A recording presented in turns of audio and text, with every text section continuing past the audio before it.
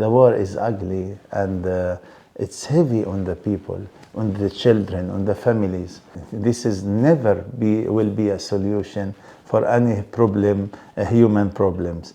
War is devil, evil. Fruit of war is not only at the time of the war.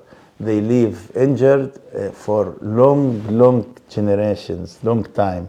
So, and will affect the psyche of the person. Dan huwa Fader Rami Askare li fi żmien li għadda nħatar kappillan tal-Knisja tas-Salvatur f'Ġerusalemm wara snin twal iservi f'Bethlehem. F'intervista ma' TVM News huwa jispjega tbatijiet kbar li għaddew minnhom il-komunitajiet Kristjani fl-Art Imqazza. L-ewwel bil-pandemija, imbagħad bil-gwerra bejn Iżrael u l-Ħamas. Everything depends on tourism. More than 60% of the people work in tourism. Then they started with a war and everything stopped. Permission of work in Jerusalem, no tourism.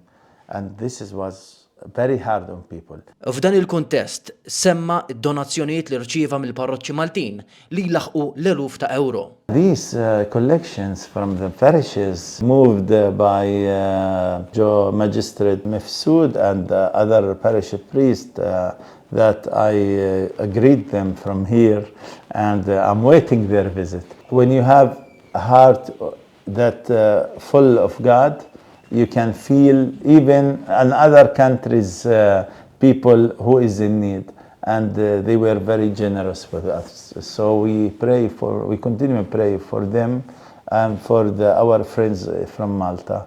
Minkejja din il-ġenerożità huwa jispjega d-diffikultà biex dawn il-flus għaddew għand il-parroċċa.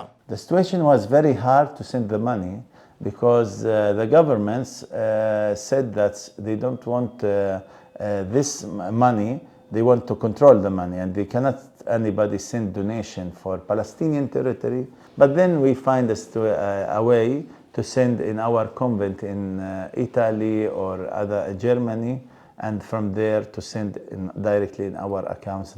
Fit-tmiem l-intervista, Fader Rami mill-ġdid jappella għal ġenerożità tal-Maltin f'sitwazzjoni li fisser mill-aktar diffiċli għal Kristjani f'Ġerusalemm. I'm in Jerusalem now. And the situation is also heavy on our Christians and our people. So I hope that they will continue to pray for us as we pray for them and hope that they can think to help us. Liam Carter għal TVM News minn Ġerusalemm.